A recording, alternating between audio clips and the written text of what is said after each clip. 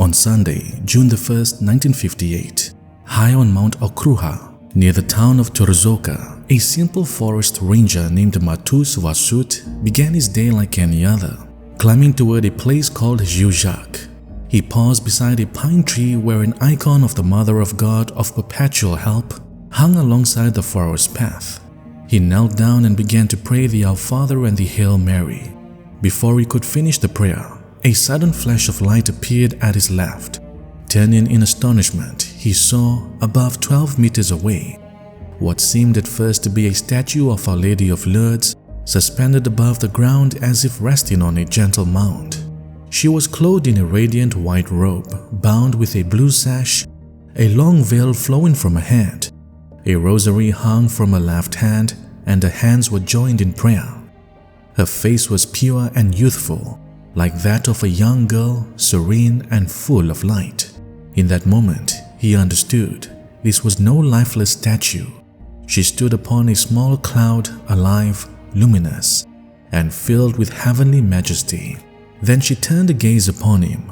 Her eyes were piercing yet tender, and she smiled. Raising her right hand, she began to gesture. She pointed toward the flowered area, now seen to be enclosed by a wooden fence. On one side, 3 planks were broken, a hammer hung nearby. Understanding her silent command, Matus immediately repaired the fence. When he looked back at the Blessed Mother, he saw upon her face a look of deep satisfaction. In a profound vision granted to Matus near Turzovka, the Blessed Mother revealed a prophetic image of the future of the world. Before him appeared a great geographical map. The seas were blue, the plains yellow, and the mountains and forests green. Beneath the map was a black tablet explaining the changes that would come upon the earth, 7 in all.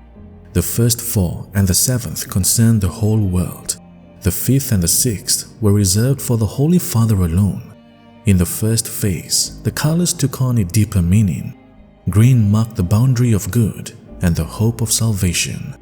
Yellow signified evil and punishment. On the tablet were the solemn words, "The plains are worse, and therefore they will be destroyed sooner."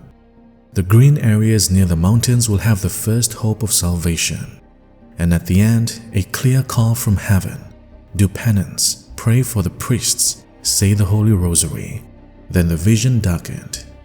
In the second image, evil advanced.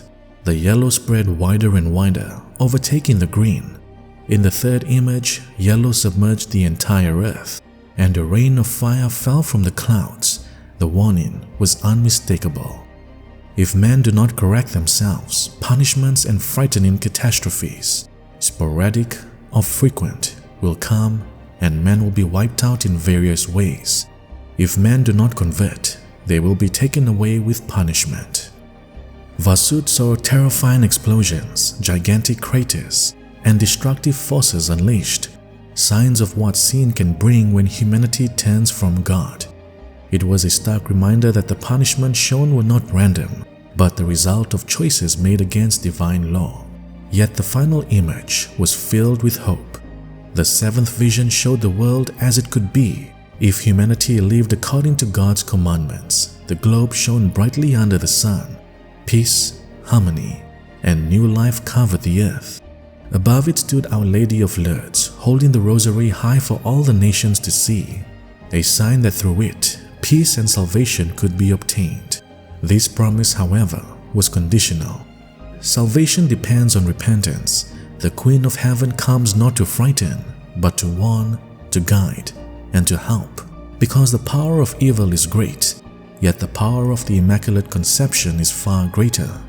She crushes Satan's head, and victory belongs to her.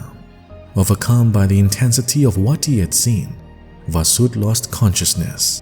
When he awoke 3 hours later, he found a rosary next to him on the ground.